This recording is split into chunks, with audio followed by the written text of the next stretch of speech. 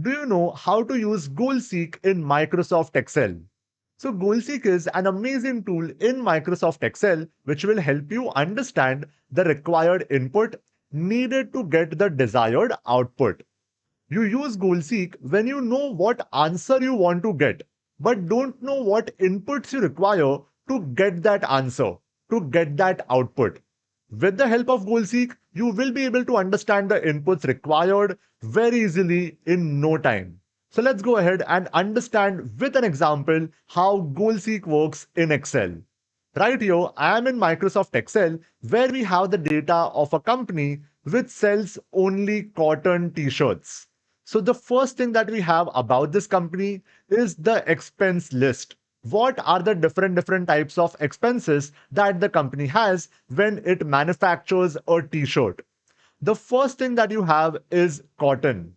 So cotton acts as a raw material for the t-shirt and the cost per t-shirt for cotton is 80 rupees. So one t-shirt manufactured will have a cost of 80 rupees for cotton as the raw material.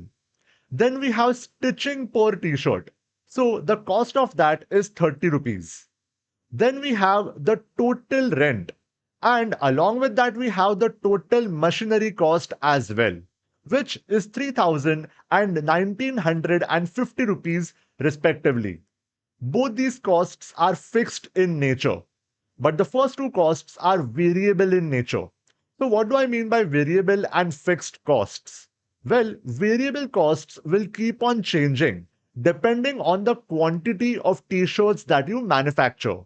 So, for example, if you manufacture 50 t shirts, the cost of cotton will be 80 multiplied by 50. But if you manufacture 70 t shirts, it would be 80 multiplied by 70.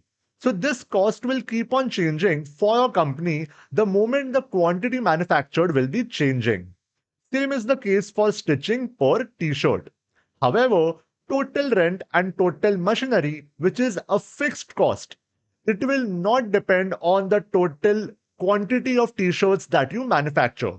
So even if you manufacture one t-shirt or 1000 t-shirts, the total rent of the entire factory will remain the same. The total machinery cost will also remain the same in this example. So right here, we have the data of the price at which we sell the t-shirts, the quantity that we have sold, the total sales, which is nothing but price multiplied by quantity. Then we have all our costs. So we have the cotton cost, which as I mentioned is a variable cost. So it will depend on the quantity of t-shirts sold. Right here we have 33 quantity of t-shirts sold. So the total cotton consumed cost will be 33 multiplied by 80. Same is the case with stitching cost. It will be 33 multiplied by 30. Then we have the fixed cost of total rent and total machinery.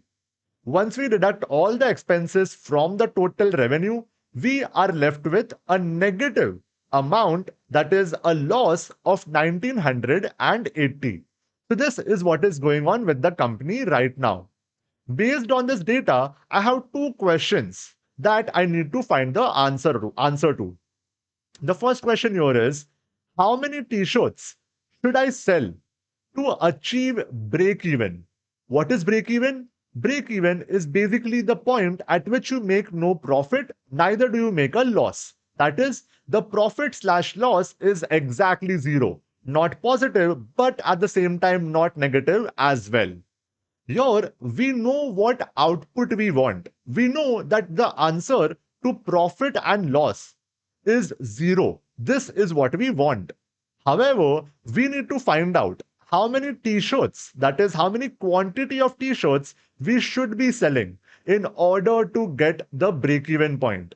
So in this scenario, we know the output that we want. However, we don't really know the input, the quantity required to get that output. Now, there are two ways in which you can find the answer to this. One way is to manually use the trial and error method. So you can go here and play around with numbers. Change 33 to let's say 40. You get the answer? Not really. Then change it to let's say 45. Do you get the answer? Not really. Then you keep on changing the numbers. And this will I would say maybe get you the answer, but it will take you a lot of time to get to that answer. And it will require a lot of effort from your side as well. So instead of using this method, I'll simply undo the changes, bring it back to 33, and show you a much better option, which is to use GoalSeek. GoalSeek, as I mentioned, is a tool in Microsoft Excel built exactly for this scenario. So to access GoalSeek, you need to go to the Data tab in Microsoft Excel, and within the Data tab, under the Forecast section, you will be having What If analysis. Within What If analysis, you will be having the second option of GoalSeek. Click on GoalSeek and it will open up the GoalSeek dialog box. There are three things that you need to input in this. Let's start with the first one. The first one is called Set Cell.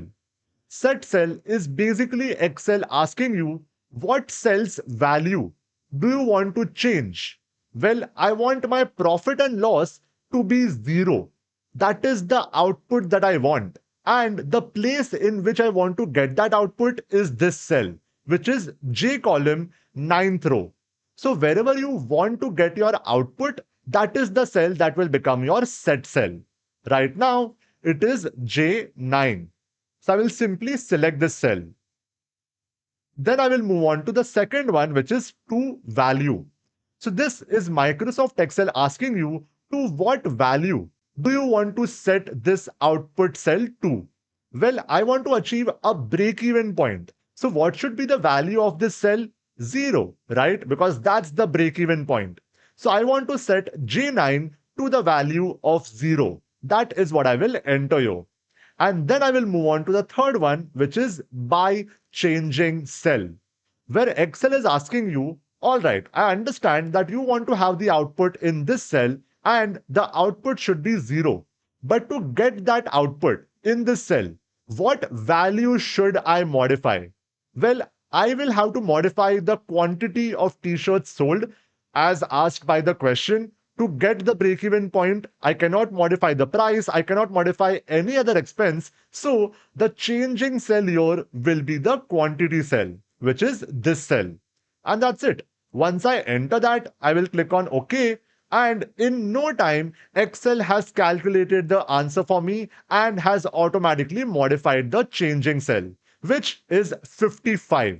Earlier it was 33, now it has become 55. And as you can see, because it is 55 and some of our expenses are fixed in nature, increasing the quantity will lead you to more profit. And that's exactly what has happened here. So at 55 quantity of t-shirts, we will be making no profit, no loss. You have two options right here. You can either click on OK to keep the values that GoalSeek has found out, or you can click on Cancel to remove the value. So in case you are just trying to understand and not actually change the values of all this data, you can click on Cancel. So once I click on Cancel, I am back to my default data.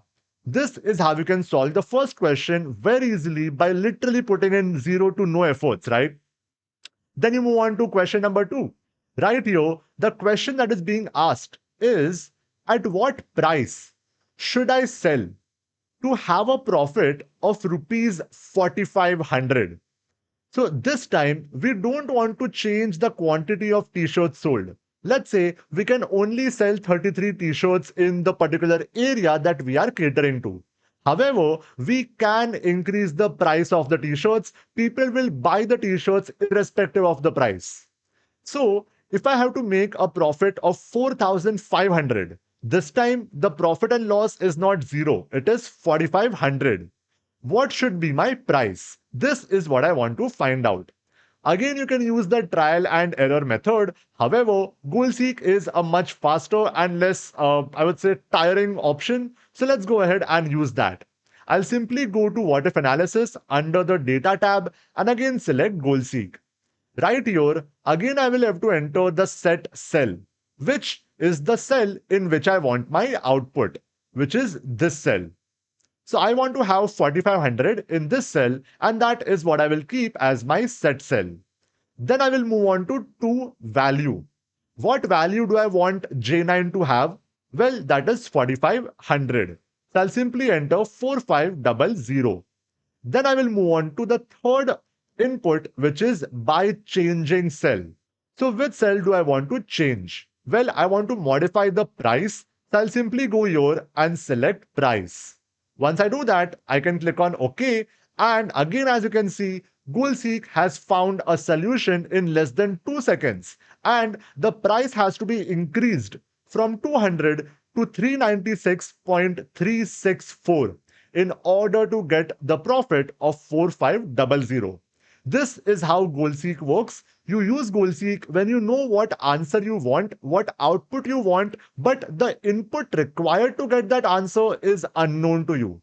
GoalSeek will help you find that. That's it for this lesson. I will see you in the next one.